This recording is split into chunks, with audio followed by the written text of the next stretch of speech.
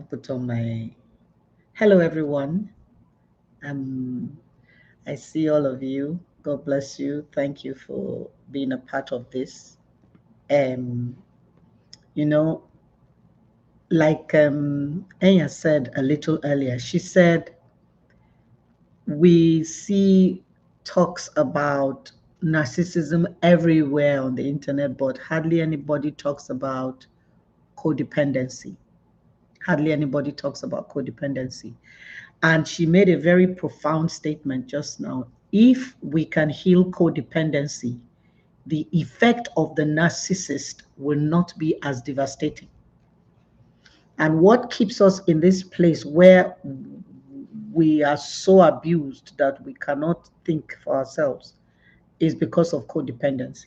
So, um, there are two ways I like to define codependency, okay? One, codependency is being in a relationship with somebody who has an addiction or a personality disorder. The person is addicted to whatever they are addicted to, but the person in relationship with them is addicted to the person. That is codependency. You are addicted to the person with whom you are in relationship because they are addicted to their own thing. They're addicted to their space, relationships, any other one but you, addicted to their food, their sex, their work, their whatever it is, their drugs, but you are addicted to the person. That brings you into a space of, in fact, if you like, being in obsession or idolatry. So the person is worshiping at the altar of whatever they are attached to, and you are worshiping at their own altar. You are addicted to the person. One, two. I also define codependency as one person playing a tennis game all by themselves. So you hit the ball from this side of the net and run quickly to the other end to receive your own ball that you hit. Play it back and run back here. So is one person playing a tennis game. Just imagine how exhausting that will be. It's not table tennis because table tennis is a small table. In 4 or 5 steps, if you are running, you can go to the other end. I'm talking about a lawn tennis court. Number one, a table tennis ball is tiny and is light. So hitting it doesn't require effort. Lawn tennis, I tried playing lawn tennis. I gave up from the first time. Number one, the racket was too heavy for me. Number two, the balls coming at that speed, I couldn't handle it. I just gave up. I played badminton very well. I played it to state level. I represented Sokoto State in the national games. I played table tennis. Tables, the ball is light, you can hit it. But lawn tennis. So imagine a person playing a lawn tennis game all by themselves. That is codependency, where one person is the one bringing everything to the relationship. The other one is sucking and sucking everything you are bringing and giving nothing back. Oh no, they are giving something back. They are giving criticism. They are giving abuse. They are giving nastiness. They are giving starvation. They are withholding praise, withholding love, withholding appreciation, withholding finances, withholding sex. All of that is going on in the space of codependency. Now, codependency is not something we are usually aware of. We're unaware that that's who we are or who we have become because it's a gradual conditioning. Codependency happens through a process of gradual conditioning. You're being conditioned little by little until suddenly you wake up one day and look at yourself and be like, is this me? How did I become this person? How am I letting another abuse me so bad, use me so bad, reduce me so bad? How is somebody else in control of when I breathe? How I breathe? How? It's a gradual conditioning. So it happens by your sense of self gradually being eroded, your sense of autonomy being gradually taken in little bits and pieces. So it's not a thing that happens overnight, because you'll be aware. It's a systematic, it's a systematic eroding of your sense of self until you have almost become a mirror image of the person that is abusing you and you are codependent to. So basically, this is how we are conditioned to become victims. Victims. So I will be a bit vulnerable here because I was a codependent for almost 3 decades. And when I look back, the first experience I had with becoming a codependent was we were still in courtship. We hadn't even married. We were still in courtship. And we were in a car. We were in Abuja. And somebody was with us trying to take us somewhere that we didn't know how to get to. And we drove out of the place where we were staying and we were going to this place. And he missed his way. The road was a bit confusing. Abuja roads, they have 4 lanes, three. So sometimes, so he entered the wrong lane, and that was for oncoming traffic. And I laughed. I was like, oh my God, look at you, Bushman. You did not even know where to enter. I was joking. We have been joking. And the look I got from him, the person that was taking us to the place where we were going was sitting behind. The look I got froze me in my chair. I could not explain that venom. The look I got was scary. So I went quiet. So that was the first time I started thinking, am I sure where I'm entering? Okay. So that was a red flag, but I didn't know what it was. So I didn't recognize it for what it was. And I want to speak to everyone who is listening. Please make it a point to study up on codependency and narcissism so that you can train your children. Because we have to start from somewhere to break this epidemic that is all over the place. Start to train your children to recognize red flags, narcissism, codependency, abuse, all of those. We will greatly reduce the number who sit down and lose themselves in the name of relationship. All right. So that was my first red flag, but I didn't know it was a red flag. All I know was that the level of anger at that joke did not match. The level of offense at that small joke did not match. So these are some of the things to begin to educate people with. And so I continued on in the relationship, and oh my God, this is not the platform. I experienced a lot of things, but one day I woke up and I looked at myself and I wasn't me anymore.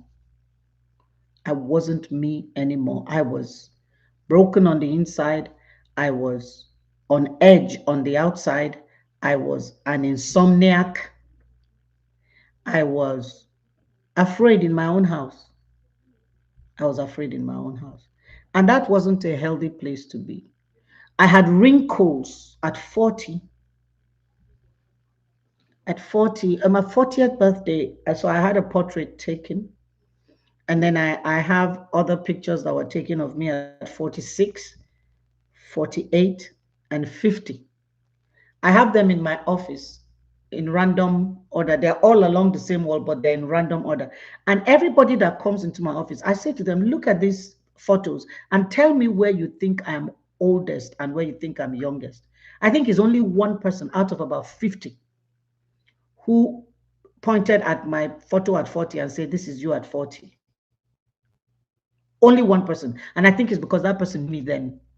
Everybody else will go to my picture at 40 and say, this is you at 50, and point to my picture at 50 and say, this is you at 40.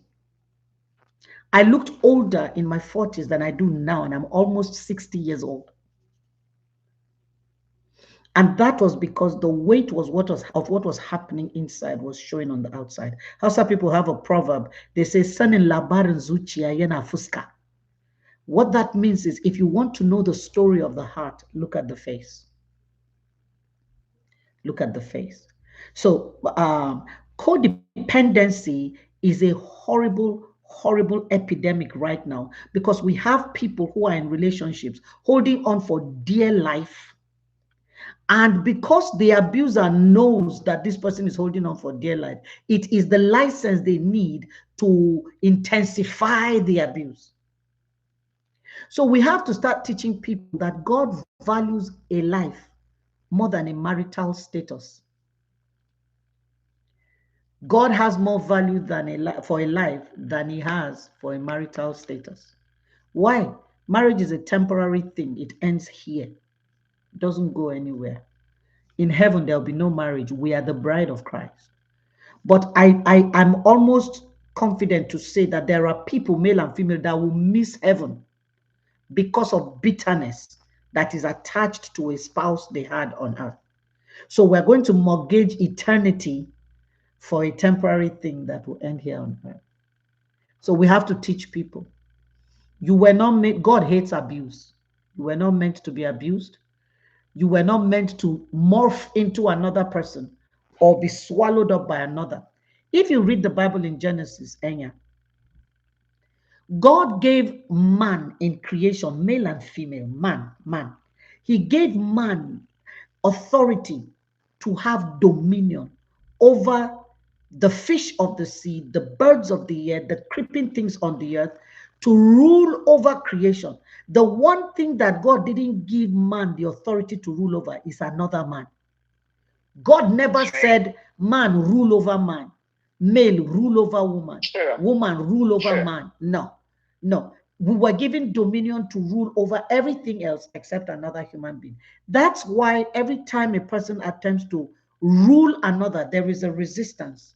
There's something in you that reacts when somebody attempts to begin to sit on your head, even though they may end up subduing you. But that initial time, something in you will say, something that's the nature of God that is inside of you, that knows that you are not supposed to be in subjugation to another human.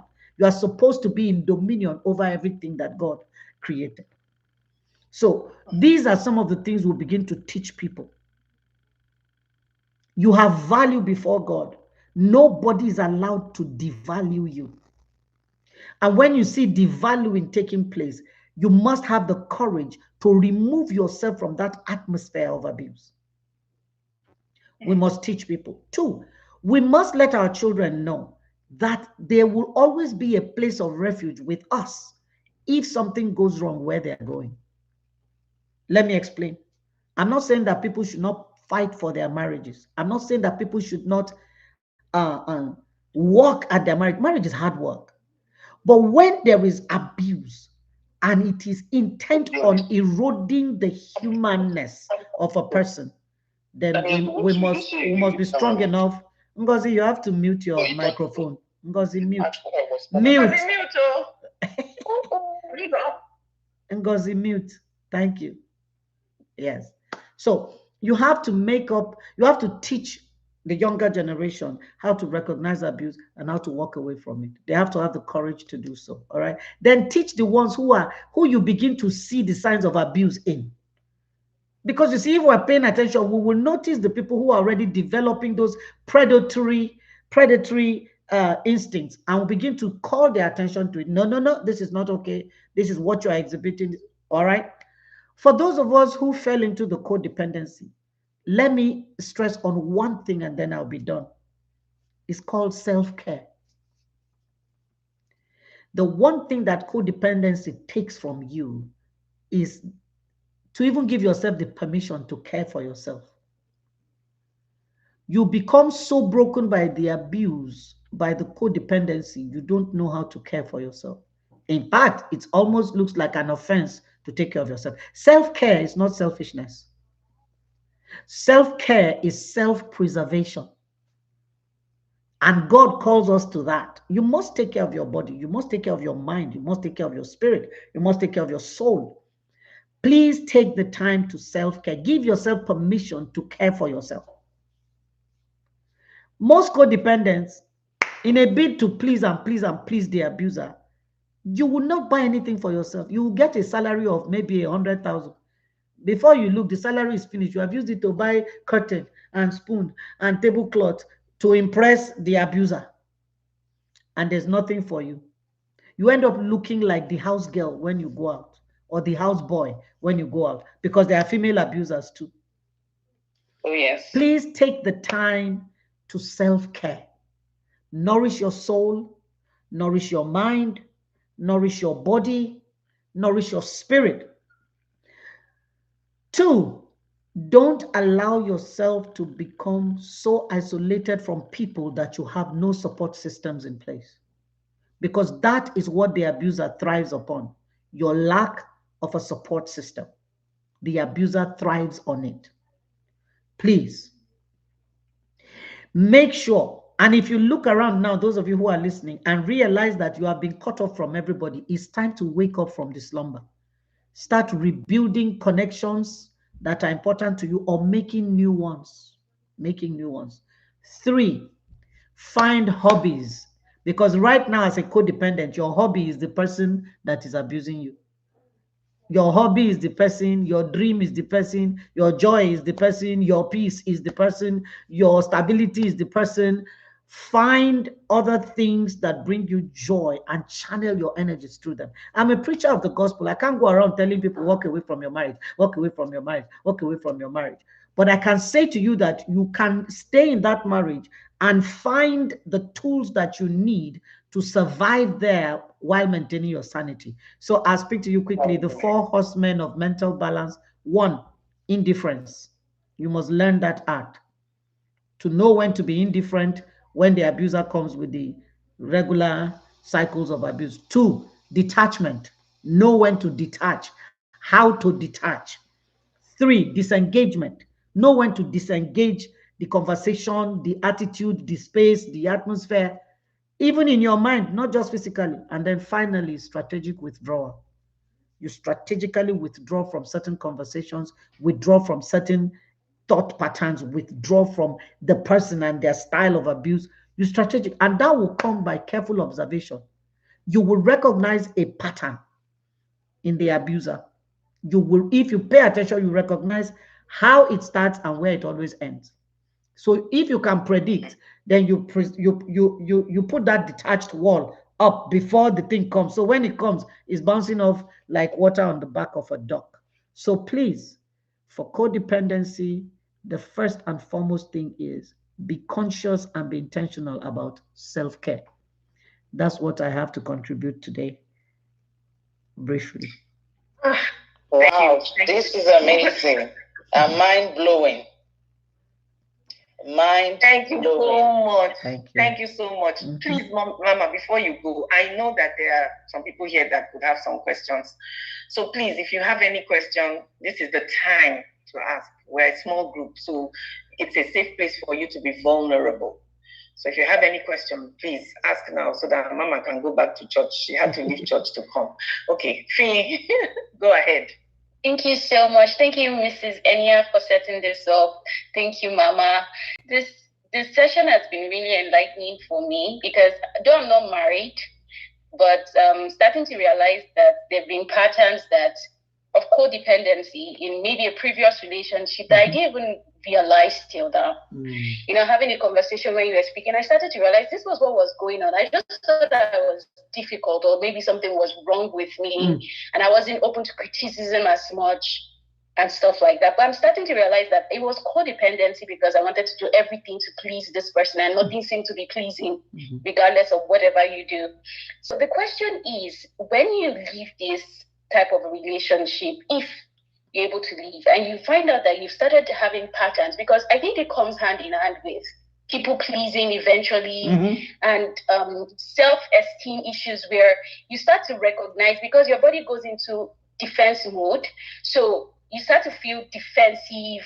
Even before normal people that don't even know anything, you feel defensive because you've come to that point of, I can't accept criticism, so let me quickly stop it before it becomes something else. So how are you able to then identify these patterns in yourself and then grow from it? Because accepting yourself from that place of identifying your self-worth, so that eventually, if you go into another relationship, you wouldn't be expecting maybe a narcissistic person when the person isn't, right? And then you now create a different mental place for that person. So it's like you're bleeding on the person even before they hurt you. Okay. So I think that what is important for all of us is to spend time developing our personhood to a place where we are okay by ourselves. You see, if you grow to the point where you are okay by yourself, you don't need another person to complete you, then the issue of codependency will be hard to fall into because you are okay by yourself. So if a person comes into your life and you start relating and you notice that they're abusing you, you are strong enough to say, hey, this is not okay. So this is where you will find the balance. When you say to a person who is supposed to be in a relationship with you, I don't like this, it hurts me. The person may not understand, but the person should be able to say, oh, wow, I didn't know that. What is it about it that offends you? When you get that kind of answer that the person is willing to listen to you and wanting to walk through with it, then you know you are safe. But if you say to a person, you are hurting me, and the person is like, what's that? Is it this small thing? What's that supposed to mean? My friend, get over yourself. That's a red flag. That's a person that will not listen to your pain. So it's not enough for you to say, oh, I'm not going to go out with this person. He's not listening to me. The person may not even be aware that they are pushing people away from their lives by that attitude, possibly because of where they're coming from. In a healthy relationship, we should be able to sit down and look at that. Hey, bros, how would you feel? Or sister, how would you feel if you say to me, I hurt you and I say this to you? Would you like it?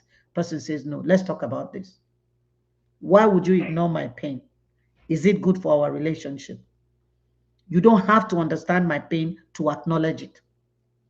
So where you draw the line is when you're trying to express to a person the pain you feel and they are dismissing it. Now, they're not dismissing it because, oh, we don't have time to talk about it right now. They're not saying to you, please, can we talk about this tomorrow morning? They're just simply shutting you down. You have no rights in this relationship. That's when to run. That's when to run. However, if I say to the person, I don't like this, the person says, sorry, I didn't know that would be annoying for you. And then 10 minutes later or tomorrow, the person comes and says, sit down. You know that thing that you said was annoying to you. I don't understand why it will annoy you.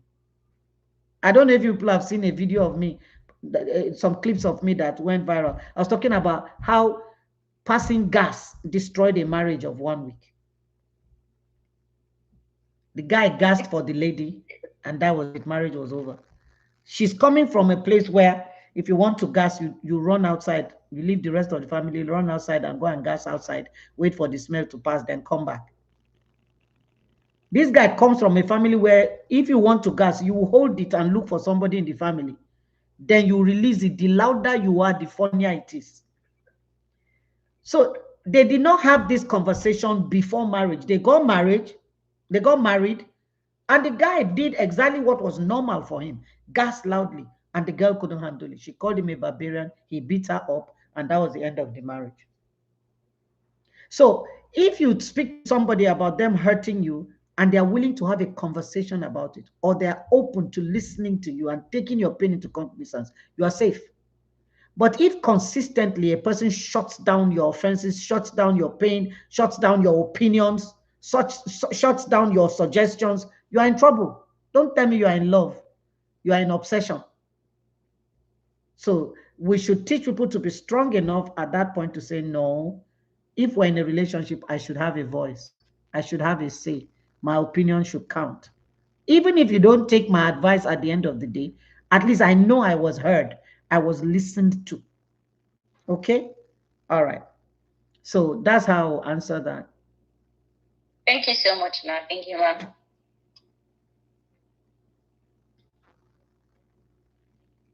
Thank you, Mama. Anybody else? This is the time. Please, hello. Okay. Hi. Shy. Yes. Okay. Yeah. Hello.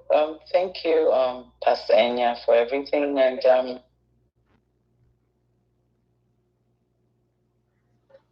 so thank you so much for giving us an opportunity to have this conversation.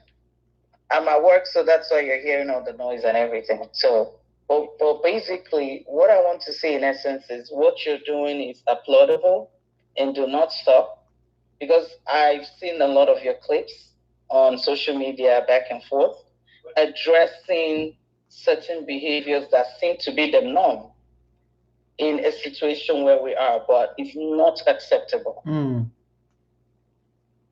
I was telling Pastor Enya that it has come to time that people should be held accountable for their behaviors. Yeah.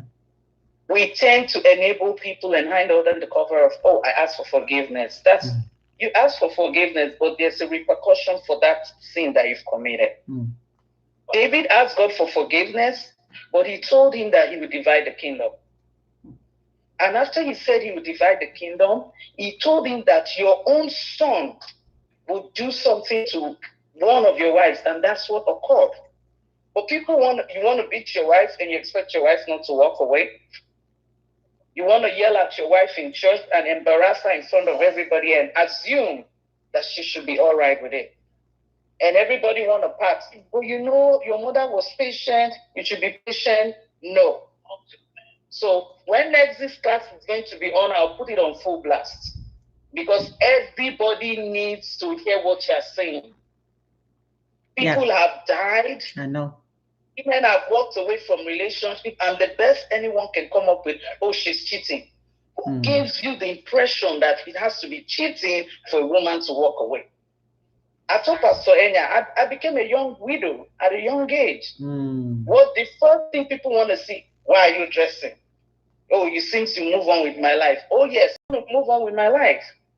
Because after widowhood, I have to live my life. And I told Pastor Enya I was able to live my life to the fullest because I had a good support system. My late dad, Reverend P.C. Ikokasu, he just passed on March. My father took no for an answer. He will tell you, the right a man has, my daughter, you have that right. And that's what I was talking about parents letting their children know that there will always be a safety net to catch them if the person they get into relationship with turns out to be a chronic abuser.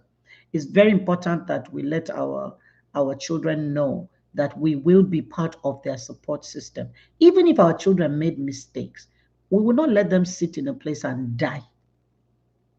Jesus already died, and he's the only one that was called to die for others. He has fulfilled that ministry. Anybody else's death will count for nothing. Your blood will count for nothing. So yes, thank God for your dad, and thank God for having that kind of support system. Not everybody does. Not everybody does. You become a widow and people are marking your days for you. Why should you get married after just 2 years? So that means you were cheating before. And I said to them, excuse me, what's your business? Are you in their shoes? Are you the one dealing with the loneliness every night? Are you the one dealing with the lack of companion? If this person really needs support systems and they're struggling, why not? All I ask is that you be sure who you are marrying. Be sure who you are marrying, but nobody has a right to come and start dictating to someone who has just lost a spouse when their lives should pick up again. In fact, haven't you heard some of the spouses, especially the ones that were sick, before they die, they will tell the spouse, please, when I pass on, marry again. Find somebody, let them love you, let them care for you. Those are the good lovers that know that the person shouldn't be alone, not the bad ones that are hoping that you stay alone and die lonely and sad. You're already dead. You're already dead. Why do you wish that I'll be miserable? You are no longer here, you know? So this, well, like you said, people want to sin in retail and repent wholesale. They want to sin in retail and repent wholesale. Don't work that way. Yeah. Thank you, Ladi. So much. It is we're grateful. Pastor Enya, yes. Thank you. Okay, well, mommy is going. Oh, anybody want to ask last question? She's going. Oh. Good evening. I thought I'd escaped. Good evening. Good evening. No, good evening. Okay. Is someone talking already? Yes. Fatima, okay. After, yes. Good evening. Thank you, Pastor Enya, for this. Thank you, Mama, for your wealth of wisdom. My question is from something you said about when you notice that particularly a child is beginning to display those tendencies of either codependency or abuse, the abuser. The abuse, yes. Yes. So how, because one of the things I think I've learned in researching on all of these things is the fact that some of these things start from childhood. You know, some of the men especially have mother wounds and all of those things. So how do you tackle it from, as a mother, how do you tackle it from the childhood, from the grassroots, before it escalates to something bigger? Okay, we know that everything we see in the physical is already ongoing in the spiritual. So there's constantly the spiritual battle and the spiritual push and pull going on. When you start to notice, in fact, before you even start to notice, start to pray. Is a powerful thing, and God is a prayer answering God. He answers for 6,000 years. Solomon's prayer is still being answered. He prayed that if the Israelites were dispersed and they were in other nations and they turned towards the temple to pray, that God should hear from heaven and answer. Solomon's temple has been pulled down, another temple built, pulled, and a third temple built that has been pulled down. But there is one old wall standing called the Wailing Wall. People go on pilgrimage to Israel and they put prayer requests inside the holes in that old wall, because the wall is full of holes. They put prayer requests. Do you know that there is a rumor going around that every single prayer request that has entered that wall has been answered? There's a rumor going around. And that's because Solomon prayed that if people even turn towards that temple, God will answer. So God is still answering a prayer that was prayed 6,000 years ago. It gives you confidence that he answers prayer. So you begin to pray and say, Lord, these things that I'm seeing, this codependency matter, this narcissism matter, this abuser matter, I begin to pray over my children and decree that my children are under the influence of the Spirit of God, not under the influence of generational patterns, not under the influence of things that do not bring you glory. Then you need to be a very observant parent. Pay attention to your children. Begin to look at their character, at their personhood. Then ask God for wisdom to guide each child, because each one is different. Each one is different. So God will give you wisdom to begin to order that child. Draw the child's attention. Educate. These things take time, and that's what parents are not willing to invest in this day and age. They take time, they take reinforcement, they take repeating and repeating until the child gets it. When you see an abusive attitude in your child, call your child. You can use illustrations, you can use stories. Go online. Before you talk to the child, find a video, a short video that addresses the issue, and show your child. There are books, small books written. I have a series of books, there are about 10 of them, on anger, stealing, unkindness, violence, impatience, anxiety. I have them. They are for children. They're a set of books. So when I notice any of my children struggling with any of these things, I bring the book and I sit with the child and we read through it and we talk through. You see them making an effort. I have a nephew that came to me because I noticed that he was taking things that were not his own. So one day I got my cane and I gave him the beating of his life after advising and he wasn't listening. One day he came to me. He said to me, Mommy, how do I resist when that thing tells me, go and take this thing? He was asking. So you have to be prepared to give the answers when the questions come. If you don't have an answer at that time, don't be afraid to tell your child, you know what? I don't have an answer for you right now, but give me 2 days. I'll get back to you with this. Or give me 1 day, or I'll call you and answer you later. Then you quickly go and do a research. There's nothing wrong with telling your child, I don't know this, but I'll find out. All right, so that's how to handle it. First, you start by praying while they're still young. These things have not started exhibiting yourself. And subdue the demons that are responsible for perpetrating generational patterns. And then you begin to teach your children. Then you reinforce, you support, you guide. All right, but if you yourself are still a codependent, you are not healing, you are not growing, you won't be able to lead another person out of that place. So it takes you growing by your own self before you can help another person not to go down that path or to come off that road. Yeah, next person. Thank you, Mom. Yeah. Thank you, Fatima. Fatima. She's gone. I think, okay, she's here. She's here. Fatima, I know she really wanted to ask something. Maybe she's distracted. Fatima, so... Mom is going on. I think she's distracted. Maybe something is going on. All right. Thank you so much for having me. I hope that the rest of the program will be rewarding too. Oh, she's back. She's back. Fatima. I saw her on mute just now. Maybe her phone is having problems. Fatima, can you type? Because Mama has to leave. Oh. Okay. So another time. God bless you. Thank you so much. Yes, all right. Thank you. Bye-bye. All right. Bye. Bye. Bye. So, Mommy has...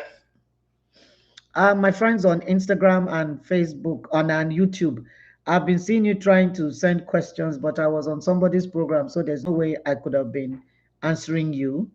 And let me see if I can answer any of your questions on this. No, go back. Okay, let me see if I can pick up. Okay.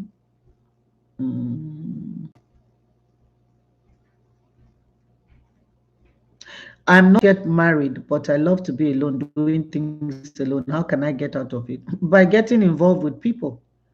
Okay, there's nothing wrong with you wanting to be alone. Okay, but if that's you permanently, then that's a problem. So go out of your way to get involved with people when they are doing things. All right? God bless you. Which other question am I seeing here? Okay, that's all. Let me check Instagram. The title of the books, I don't remember, my dear. It's a long time ago. My children are all adults now. I don't remember the name of the book. Okay. All right. So I don't see any questions that came earlier. So I'm just going to end this. Thank you so much for joining. God bless you. I'll see you another time. Bye-bye. Bye, YouTube. Bye-bye. You've been married for 10 years. Husband has been cheating with the same lady and you're on a healing journey.